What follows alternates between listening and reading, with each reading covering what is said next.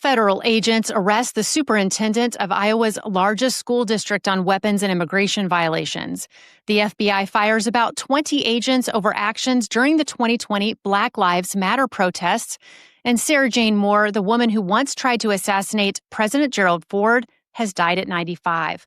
Plus, President Trump orders troops to Portland. The U.S. yanks the visa of Colombia's president. And we're still asking, what happened to Amelia Earhart?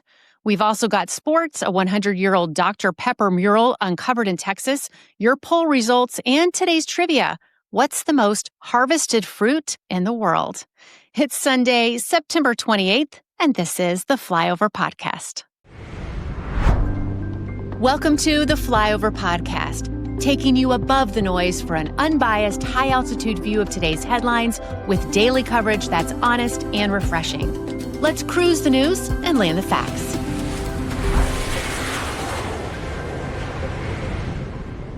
Good morning and happy Sunday. I'm Amy Hess, your weekend host here at the Flyover.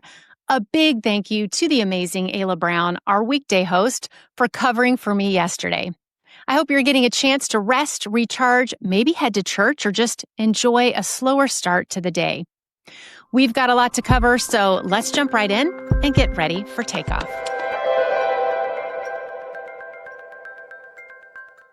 Federal agents arrested the superintendent of Des Moines Public Schools in Iowa on Friday after discovering he was in the country illegally, with a deportation order already in place and in possession of a loaded handgun, $3,000 in cash, and a hunting knife. Ian Andre Robert, originally from Guyana, has a previous weapons possession charge from February 2020, and in May of last year, an immigration judge issued a final order for his removal. ICE officials say this case raises major questions about how someone with no work authorization, a deportation order, and a prior weapons charge could have been hired to lead Iowa's largest school district. Roberts, who first entered the U.S. on a student visa in 1999, has also held leadership roles in Washington, D.C., Baltimore, and St. Louis. The FBI has hired about 20 agents who were photographed kneeling during the Black Lives Matter protests in Washington, D.C. Back in 2020, according to two unnamed sources, many of those agents had already been demoted or placed on leave. One source said their termination letter cited an alleged lack of judgment in their actions.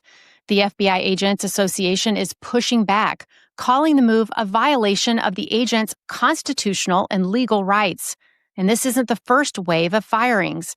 In August, 5 more agents, including one who oversaw parts of the January 6th investigation and another who refused to give up the names of January 6 investigators, were also dismissed. Sarah Jane Moore, who once tried to assassinate President Gerald Ford in 1975, has died at the age of 95. Moore fired 2 shots outside San Francisco's St. Francis Hotel, missing Ford by inches on the first. She was stopped during the second attempt when Maureen Oliver Sipple tackled her. After her arrest, Moore revealed she had previously worked as an FBI informant, which the agency later confirmed. She spent decades in prison before being paroled in 2007. Looking back in a 2009 interview, she said she regretted the attempt and was thankful she hadn't succeeded, describing herself as caught up in the radical politics of 1970s California. Welcome to Podcast Extra, the part of the show where we get into stories you won't find in the email edition. And today, we've got a mix of hard politics, international drama, and even a mystery that's baffled the world for nearly a century. First up, President Trump says he's sending troops to Portland, Oregon, a move he announced on Truth Social. He told Defense Secretary Pete Hegseth to deploy forces specifically to safeguard ICE facilities, which he claims are being targeted by Antifa and other domestic terrorist groups. Trump says he's authorized, quote, full force if necessary. He didn't elaborate on what exactly that means, but he's repeatedly called out Portland as a city in chaos, full of violence and deaths, and he's promising federal intervention to restore order. The U.S. State Department has revoked the visa of Colombian President Gustavo Petro after he joined a pro-Palestinian protest in New York. At the rally, he urged U.S. soldiers to defy orders and advocated for an international army. Petro, who was traveling back to Bogota, had previously blasted U.S. airstrikes on drug trafficking boats, calling them acts of tyranny. Colombia's Interior Minister, Armando Benedetti, hit back hard, saying if anyone's visa should be pulled, it's Israel's Prime Minister Netanyahu's. And here's one that veers away from politics and into pure mystery. Trump also says he'll declassify and release all government records tied to the disappearance of famed aviator Amelia Earhart. Earhart vanished in 1937 while attempting her around-the-world flight with navigator Fred Noonan. They disappeared over the Pacific, and despite massive Navy search efforts, no trace was ever found. Trump says he gets constant requests to open the files. The FBI and National Archives have already made some records public, but experts question if there's much left that could really crack the case. Still, just the idea of hidden Earhart files is enough to get researchers and history buffs buzzing all over again. Almost 90 years later, and we're still asking, what happened to Amelia Earhart? For everyone asking how I keep my skin looking smooth and youthful, my answer is Nimi Skincare. One product I really want to highlight today is their retinol renewal serum. I've had to be careful with retinol in the past because my skin is on the sensitive side, so most products just left me dry or irritated. But not this one. Nimi's formula uses a unique 2.5% Cinersome RL liposomal complex, which helps the retinol actually absorb deeply and stay stable without wrecking your skin barrier. It's enriched with natural extracts and nourishing oils, so instead of leaving me red or flaky, it hydrates and soothes while still delivering those powerful anti-aging results. With consistent use, my skin feels smoother, firmer, and definitely more radiant. And here's what I love most. Nimi is proudly American-made.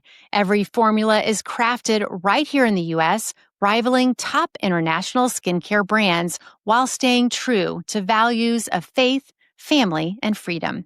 Right now, Flyover listeners get 15% off your order when you use code Flyover at checkout. Visit NimiSkincare.com today, stock up on the Retinol Renewal Serum or their full 3-step anti-aging routine, and see the results for yourself. That's NimiSkincare.com, code Flyover. All the details are also linked in the show notes. Still ahead on the Flyover, Spirit Airlines grounds dozens of routes. The NFL makes history in Dublin, and we'll answer one of those questions that makes you go, whatever happened to? Stick around. Now to your money headlines. Spirit Airlines says it will suspend 40 routes in November. That's a 25% cut to its schedule, and it will furlough about 1,800 flight attendants, nearly a third of its cabin crew. The Securities and Exchange Commission is accusing the buyers of bankrupt retailers Radio Shack, Modell's, Sporting Goods, and Pier 1 Imports of running a Ponzi scheme. Regulators say investors were duped out of tens of millions of dollars. And Lockheed Martin's subsidiary Sikorsky has landed a massive deal with the U.S. Navy, a nearly $11 billion contract to build up to 99 CH-53K King Stallion helicopters. It was a mixed week on Wall Street. The Nasdaq slipped 0.54%. The S&P 500 edged down 0.16%.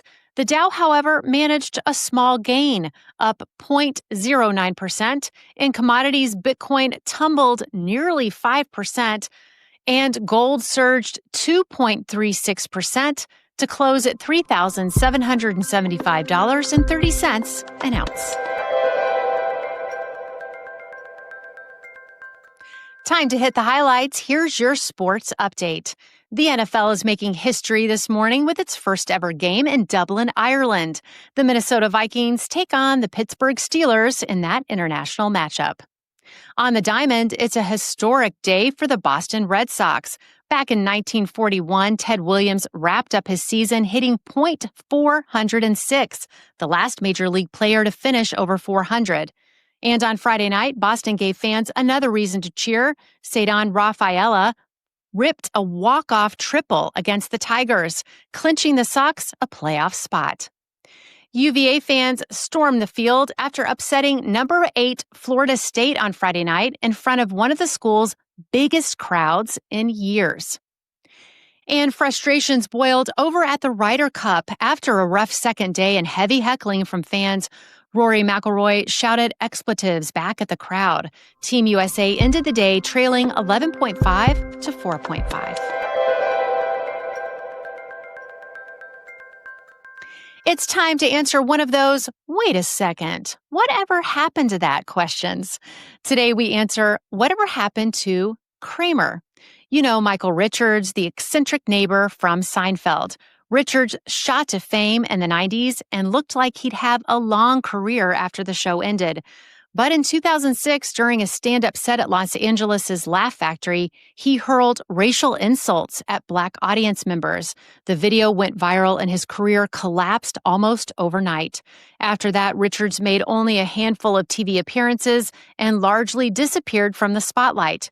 He later said he had canceled himself, spending years in what he called self-exile, trying to work on anger and accountability. Fast forward to today, in 2024, Richards released a memoir called Entrances and Exits, and this year he's back in front of audiences, holding live Q&A events in California.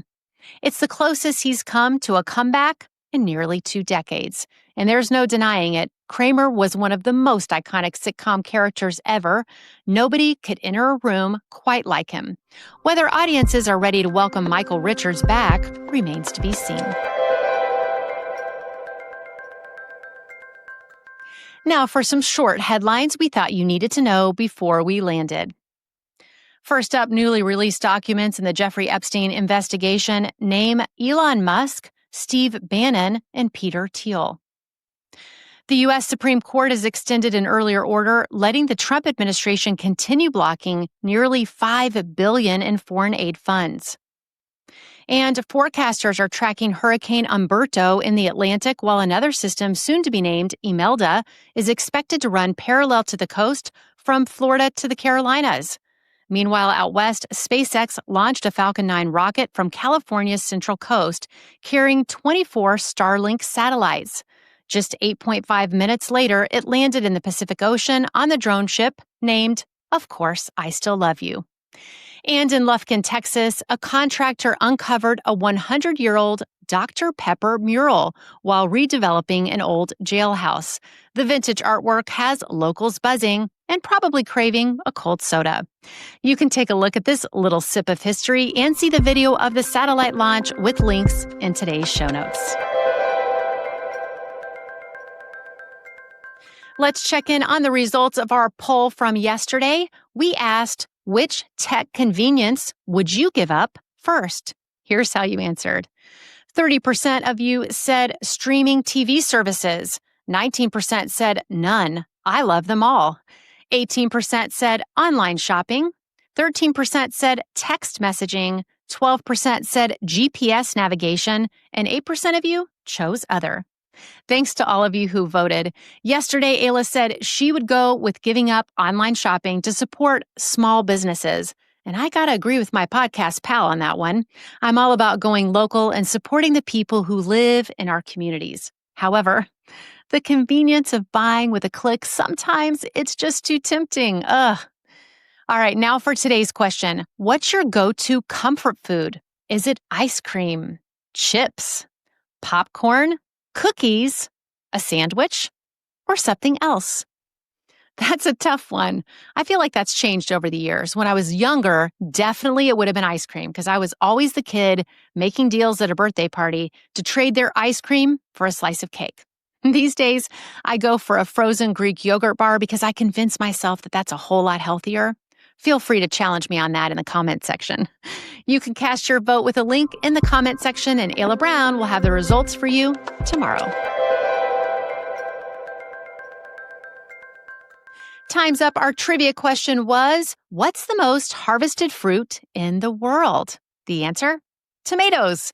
They're the most harvested fruit with 182 million metric tons gathered each year, followed by bananas, watermelon, and then apples. And before you ask, yes, tomatoes are botanically a fruit, though legally, and in many people's minds, they're also a vegetable.